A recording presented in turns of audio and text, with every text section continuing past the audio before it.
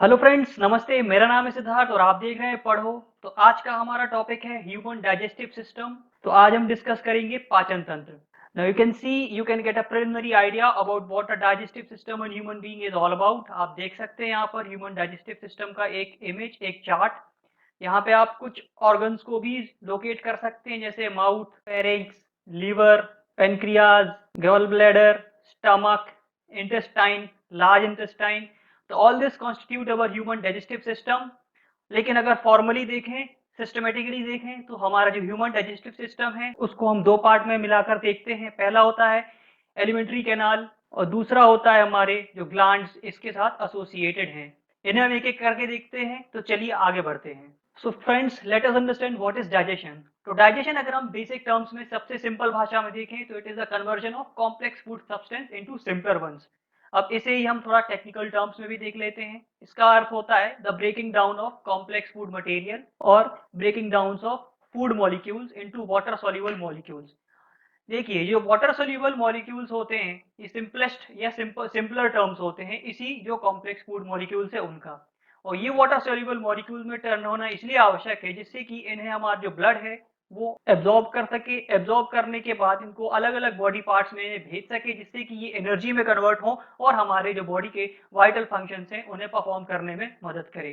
देखिए, जो हमारा आहार पदार्थ होता है उसके कुछ घटक होते हैं। उन घटकों में सबसे इंपॉर्टेंट होते हैं प्रोटीन, कार्बोहाइड्रेट्स, वसा, विटामिन, खनिज और लवण। ये सारे के सारे मिला के हमारे जो फूड हम लेते हैं उसमें होते हैं। जो खाना हम खाते हैं उसका ये एक पार्ट फॉर्म करता है। और इन सबको हमारी बॉडी में डाइजेस्ट किया जाता है एक प्रॉपर मैकेनिज्म की तरह, जिस मैकेनिज्म को हम ह्यूमन डाइजेस्टिव सिस्टम कहते हैं। तो नाउ फ्रेंड्स, मूविंग फर्दर, आगे हम देखते हैं कि हमारा जो ह्यूमन डाइजेस्टिव सिस्टम है उसमें क्या क्या इंक्लूड होता है। देखिए, हमने जब प्रिलिमिनरी आइडिया लिया था तब हमने बोला था कि हमारा जो ह्यूमन डाइजेस्टिव सिस्टम है वो कंसिस्ट करता है एलिमेंट्री कैनाल और एसोसिएटेड ग्लैंड्स, यानी कि जो आहार नाल है जिसे एलिमेंट्री कैनाल कहा जाता है, और जो सहयोगी ग्रंथियां हैं, ये दोनों मिलाकर हमारा जो पाचन तंत्र है उसे बनाती हैं। अब एलिमेंट्री कैनाल क्या होता है? एलिमेंट्री कैनाल को हम गैस्ट्रो इंटेस्टाइनल ट्रैक्ट या डाइजेस्टिव ट्रैक्ट भी कहते हैं, ये उसके दूसरे नाम है। और ये जो एलिमेंट्री कैनाल ये बेसिकली एक पाथवे है, यानी कि ये एक रास्ता प्रोवाइड करता है हमारे फूड को पास होने में। जो डाइजेस्टिव ग्लैंड्स है वो क्या होते हैं? तो जो डाइजेस्टिव ग्लैंड्स है इनमें डक्ट्स होता है। इसका मतलब ये हुए हमारे एक्सोक्राइन ग्लैंड्स, ठीक है। तो ये जो डक्ट है ये अपनी जो सीक्रीशन है उनको पोर करेंगे हमारे डाइजेस्टिव ट्रैक्ट यानी एलिमेंट्री कैनाल में। तो ये मोटा मोटा हिसाब हुआ हमारा ह्यूमन डाइजेस्टिव सिस्टम का कि उसके कंपोनेंट्स क्या हुए। अब मैंने एक एक करके आगे देखते हैं। So friends, moving further, when we talk about alimentary canal and associated glands, तो हम इसमें एग्जैक्टली पढ़ते क्या है, हम इनके अंडर इंक्लूड क्या क्या करते हैं। तो आप देख सकते हैं हम एलिमेंट्री कैनाल में इंक्लूड करते हैं हमारा माउथ, हमारी buccal cavity, pharynx, oesophagus, stomach, हमारा पेट, बड़ी आंत और छोटी आंत। तो ये हमारा एलिमेंट्री कैनाल का पार्ट है। इसके अलावा जो हम ग्लैंड्स पढ़ते हैं इनमें जो भी ग्लैंड्स एसोसिएट करते हैं वो कौन कौन से ग्लैंड्स हैं? सबसे पहला सलाइवरी ग्लैंड, गैस्ट्रिक ग्लैंड्स जो कि हमारे स्टमक में होते हैं, लिवर, पेनक्रियास और इंटेस्टाइनल ग्लैंड्स। तो आइए हम इन्हें एक एक करके अब देखते हैं। So friends, let us start with the alimentary canal. अब हम आहार नाल से शुरुआत करते हैं। तो आहार नाल आप देख सकते हैं ये एक्सटेंड करता है हमारे माउथ से लेकर हमारे एनस तक। तो आपको डायग्राम में दिख रहा होगा, ये हमारा माउथ वाला पोर्शन है और ये हमारा एनस है। यहाँ से हमारा जो अनडाइजेस्टेड फूड है वो बाहर निकलता है शरीर से, ठीक है। तो हम माउथ देखते हैं क्या होता है। तो माउथ बेसिकली अगर देखें इसको लिखने की भाषा में, तो ये माउथ जो होता है एक ट्रांसवर्स स्लिट होता है जो कि दो लिप्स, दो होठों से बाउंडेड होता है। और ये जो लिप्स होते हैं इनकी जो बाहर की मेम्ब्रेन होती है वो स्किन से, और जो अंदर की मेम्ब्रेन होती है वो म्यूकस मेम्ब्रेन कहलाती है, और उसी से ये बने हुए होते हैं। तो friends, moving further, what is buccal cavity, जो हिंदी में मुख गुहा भी कहलाता है, ये होता क्या है? तो देखिए, इसका एक और नाम है जिसे हम ओरल कैविटी कहते हैं, ठीक है। ये हमारे मुंह के अंदर का हिस्सा बेसिकली जो है वो पूरा का पूरा बकल कैविटी या मुख गुहा कहा जाता है। देखिए, मुख से आप समझ भी सकते हैं कि ज्यादा कोई यहाँ पर हमें अलग से दिमाग लगाने की आवश्यकता नहीं है। तो इसमें इंक्लूड होते हैं हमारे दांत, हमारी जीभ और salivary gland. So friends, now moving further we will discuss teeth. तो जो टीथ होते हैं हमारे बॉडी के वो सबसे हार्ड सब्सटेंस होते हैं, और ये हमारे बॉडी में यूज किए जाते हैं कटिंग, ग्राइंडिंग और क्रशिंग ऑफ फूड के लिए। यानी कि जो भी हम खाना खाते हैं उसको काटना, उसको पीसना और उसको मरोड़ने के लिए हमारा जो टीथ है वो एक इंपॉर्टेंट फंक्शन प्ले करते हैं। ये जो टीथ है हमारे जॉ बोन्स में एम्बेडेड होते हैं, ये हमारे जॉ बोन्स में फिक्स्ड होते हैं। और ये जो एक मोस्ट इंपॉर्टेंट पार्ट हमारे टीथ का ये भी है कि ये हार्डेस्ट एक हमारे बॉडी में सब्सटेंस होता है जिसको हम बोलते हैं एनेमल। तो ये जो एनेमल है ये हमारी टीथ का जो आउटर सरफेस होता है उससे बने हुए होते हैं और ये hardest substance in our body होता है। ठीक है, अब जो हमारे टीथ होते हैं ये 4 प्रकार के होते हैं बेसिकली। सबसे पहला होता है इंसिसर्स, दूसरा होता है कैनाइन, तीसरा होता है प्रीमोलर्स और चौथा होता है मोलर्स। तो आप इस डायग्राम में देख सकते हैं जो शुरुआत के जी देखिए जबड़े को हम दो तरीके से देखेंगे, ऊपरी भाग और निचला भाग। और जो दांत होते हैं यानी कि इंसिसर्स, कैनाइन, प्रीमोलर्स और मोलर्स, ये एक दूसरे के मिरर अपोजिट वहां पर लोकेटेड होते हैं। तो हम सबसे पहले देखेंगे यहाँ पर आपको एक जबड़े का हिस्सा दिख रहा है और जबड़े का हिस्सा का जो शुरुआती 4 दांत होते हैं उन्हें हम कहते हैं इंसिसर्स और ये हमारे खाने को काटने में सहायक होते हैं। इसके बाद जो अगला दांत आता है उसे हम कहते हैं कैनाइन। तो ये जो 2 दांत हैं ये कैनाइन कहलाते हैं और ये हमारे खाने को काटने और फाड़ने के काम में आता है। The third one is premolars.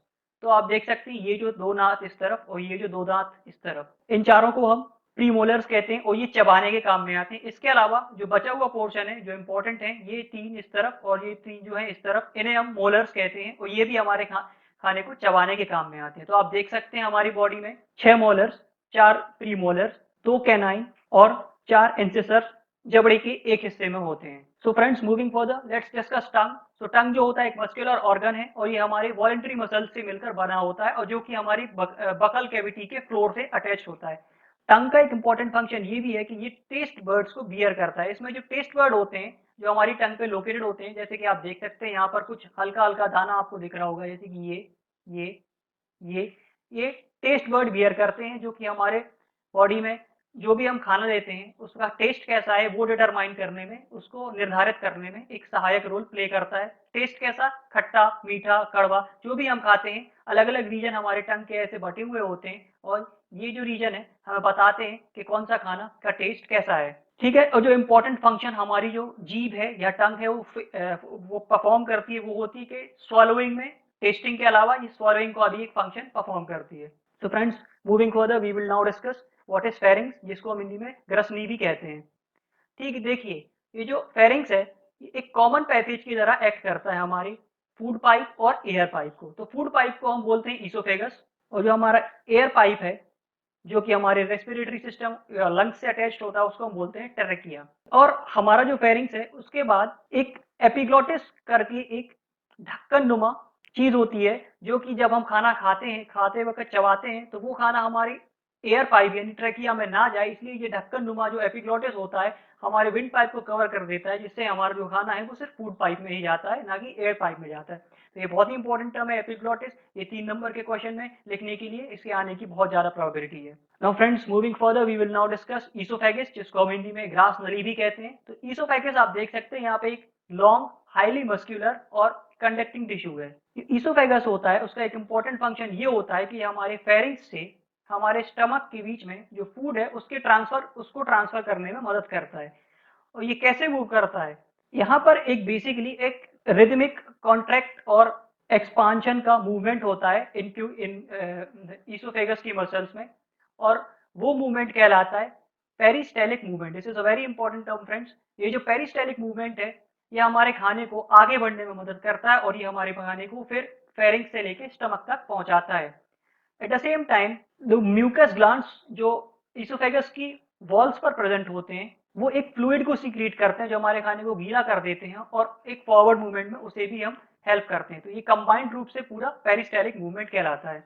Moving further we will now discuss stomach, that is अमाशय, पेट जैसे हम साधारण भाषा में कहते हैं। तो पेट आप देख सकते हैं जे शेप्ड ऑर्गन है। आप देख सकते हैं कि जो हमारा पेट है वो कुछ इस प्रकार का है, जे शेप्ड। और जो हमारा पेट है it is the widest organ in human body or the human digestive system, at the same time it is the most dilated part। देखिए dilated part का मतलब ये होता है कि जितना चाहे उतना फूल सकता है, इसको कितना भी फुलाया जा सकता है। अब देखिए जो हमारा स्टमक होता है उसकी जो इनर लाइनिंग्स होती है वहां पे कुछ सेल्स होते हैं और वो सेल्स कुछ सब्सटेंसेस को सीक्रेट करता है, जैसे कि वो सब्सटेंसेस है म्यूकस, पेप्सिन और हाइड्रोक्लोरिक एसिड।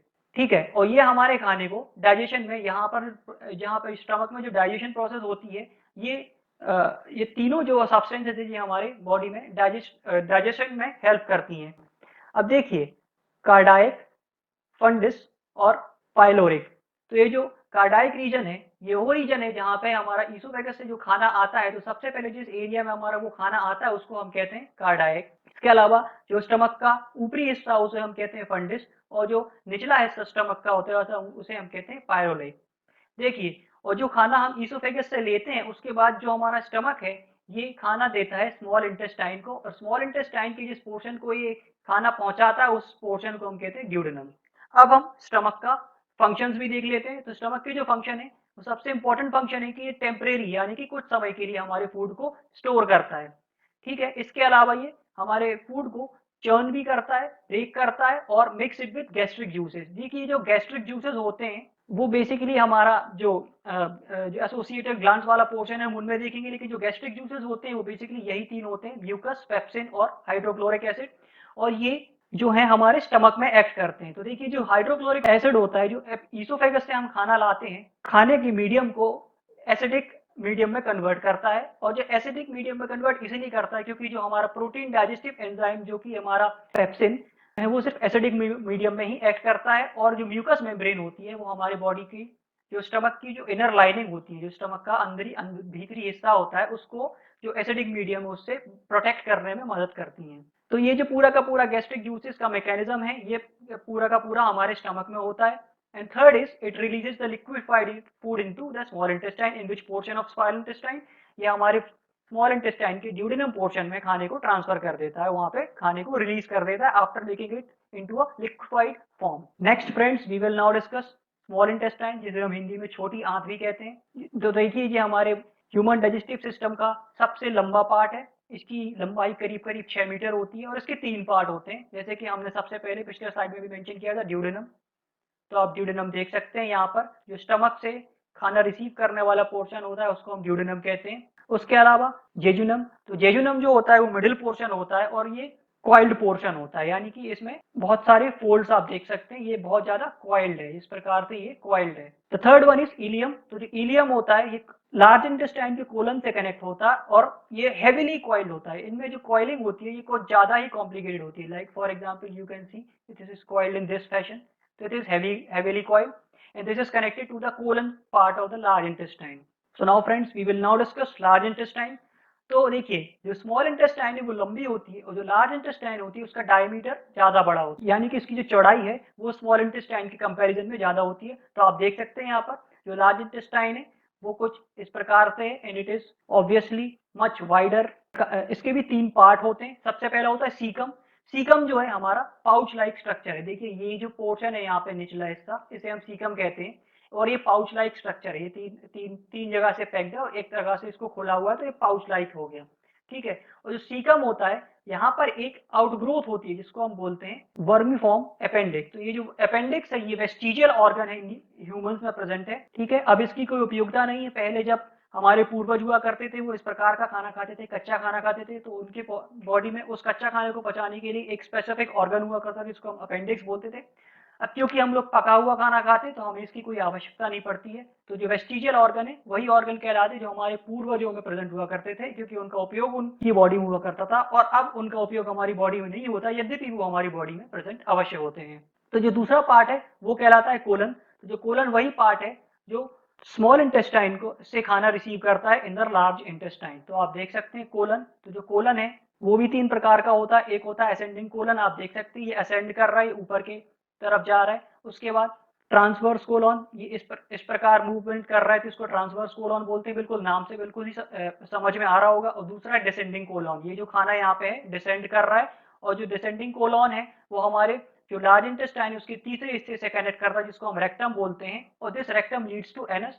और ये जो एनस है यहाँ से हमारा अनडाइजेस्टेड फूड जो है वो बाहर निकल जाता है।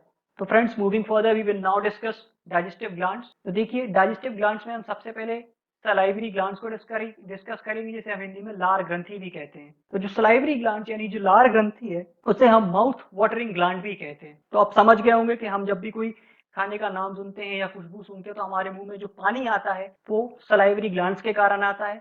तो सलाइवरी ग्लैंड ये बेसिकली एक्सोक्राइन ग्लैंड है, यानी कि इनमें डक्ट हुआ होगी। ठीक है, और ये जो अपना सीक्रीशन है ये ओरल कैविटी यानी बकल कैविटी में डिस्चार्ज करते हैं। ये जो सलाइवरी ग्लैंड है हमारे माउथ में कहाँ-कहाँ लोकेट होते हैं, ये बहुत ही इंपॉर्टेंट है। हमारी बॉडी में 3 पेयर के फॉर्म में लोकेटेड होते हैं। सबसे पहला होता है चीक के पास, यानी कि हमारे गालों के दोनों गालों के इधर पर। दूसरा लोअर जॉ, यानी कि जो हमारे जबड़े का निचला हिस्सा है वहाँ पर। और तीसरा है बिलो द टंग। तो ये पेयर के माध्यम में, यानी कि कुल 6 जगहों पर ये लोकेटेड होते हैं 3 पेयर्स में, और ये चीक, लोअर जॉ और टंग के नीचे लोकेटेड होते हैं। अब ये जो फ्लूइड सीक्रेट करते हैं, इनका जो सीक्रेशन है उसको स्पेसिफिक नाम दिया गया है, उसको हम बोलते हैं सलाइवा। तो सलाइवा की विशेषताएं देख लेते हैं अब हम। तो सलाइवा एक एसिडिक फ्लूइड है। एट द सेम टाइम ये एक मिक्सचर है electrolytes, water, mucus, serum fluid और सलाइवरी अमाइलेज का। तो देखिए ये जो हमारे सलाइवरी ग्लैंड है ये स्पेसिफिक एंजाइम सीक्रेट करते हैं। तो देखिए हम जानते हैं कि जो एक्सोक्राइन ग्लैंड होते हैं उनका जो सिक्रीशन है उसको हम कहते हैं एंजाइम। तो ये जो एंजाइम सीक्रेट करता है उसको हम बोलते हैं सलाइवरी अमाइलेज। लेकिन जो हमारा सलाइवरी ग्लैंड है ये सिर्फ सलाइवरी अमाइलेज सीक्रेट नहीं करता है, ये कलेक्टिव फॉर्म में एक फ्लूइड सीक्रेट करता है जिसको हम बोलते हैं सलाइवा। और ये सलाइवा मिलकर बनता है सलाइवरी अमाइलेज, वाटर, इलेक्ट्रोलाइट्स में हम देख सकते हैं सोडियम आयन, पोटेशियम आयन और बहुत सारे आयन्स होते हैं, म्यूकस, सीरम फ्लूइड, ये सारा का सारा मिला के हमारा सलाइवा बनता है और ये एसिडिक होता है। ठीक है, अब ये जो सलाइवा होता है इसका फंक्शन क्या होता है? जो हमारी बॉडी में कार्बोहाइड्रेट का जो डाइजेशन है वो स्टार्ट हमारे बकल कैविटी से ही हो जाता है। तो जो सलाइवा होता है वो कार्बोहाइड्रेट्स के ब्रेक डाउन में हेल्प करता है, यानी कि जो कॉम्प्लेक्स मॉलिक्यूल है उसको सिंपलर मॉलिक्यूल में ब्रेक डाउन करने की जो प्रोसेस है वो कार्बोहाइड्रेट्स की, वो यहाँ पर शुरू हो जाएगी। आगे भी चलती रहेगी लेकिन शुरू कहाँ होगी? शुरू होगी हमारी लार ग्रंथि में।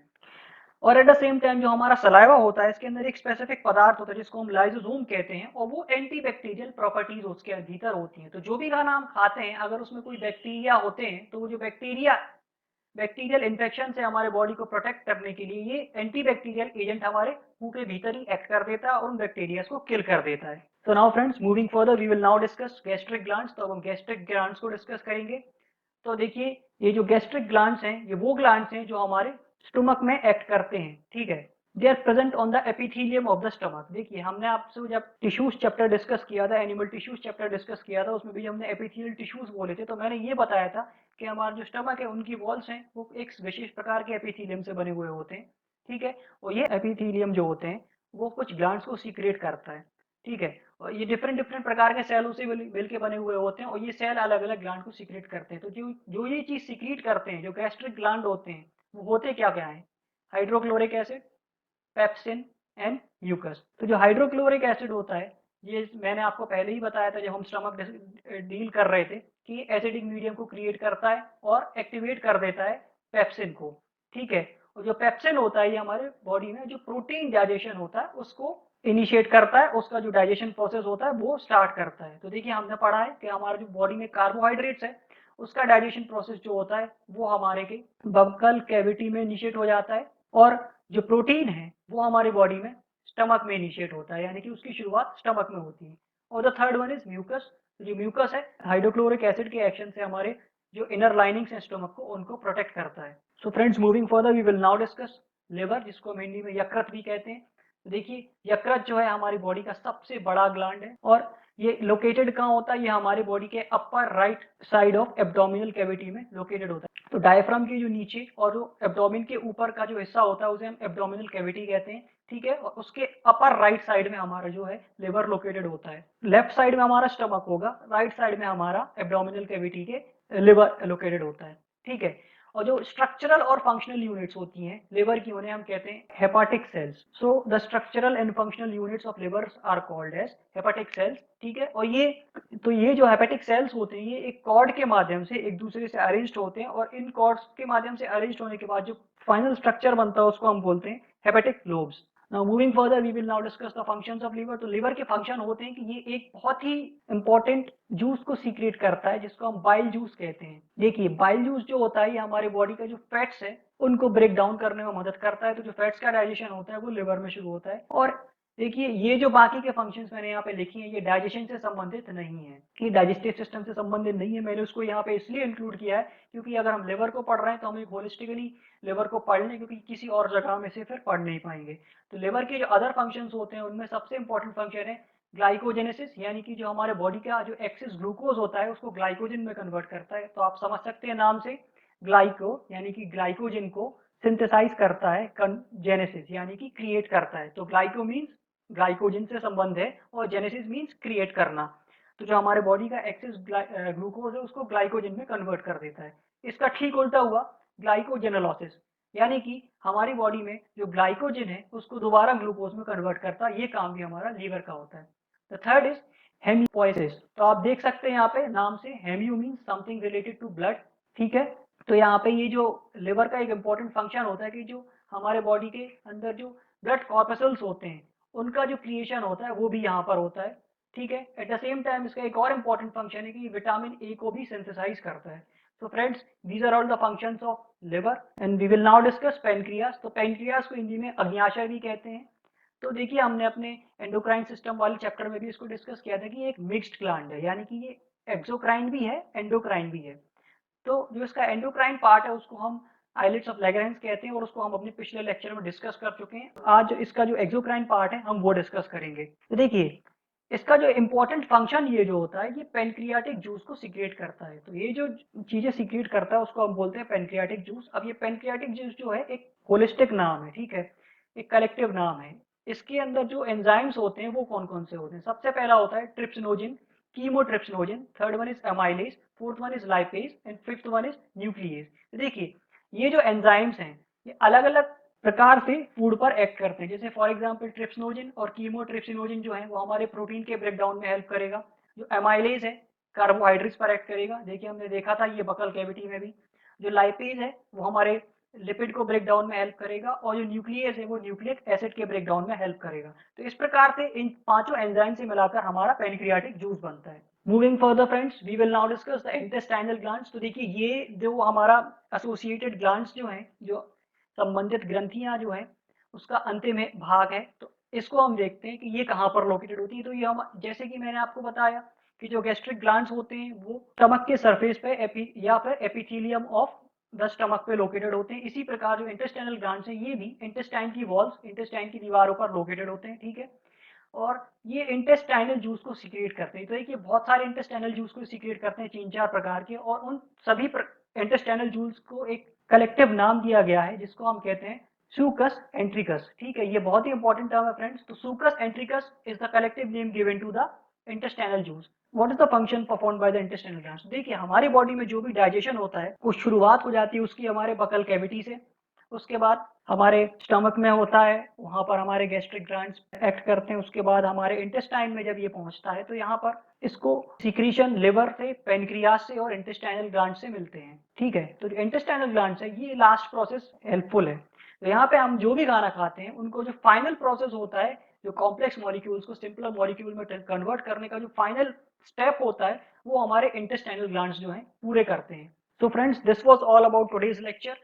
हम आज डाइजेस्टिव सिस्टम में इतना ही करेंगे, but we will continue this topic for our next lecture also, जहां पर हम mechanism of digestion of food पढ़ेंगे। और उसमें भी प्रिसाइसली हम जो पूरी की पूरी प्रोसेस है, यानी कि इंजेशन, डाइजेशन, एब्जॉर्प्शन, असिमिलेशन और रिजेशन, ये पूरी की पूरी प्रोसेस को हम अच्छे से बेहतर तरीके से पढ़ने का प्रयास करेंगे। तो please stay tuned with us for the next lecture also. Thank you for watching.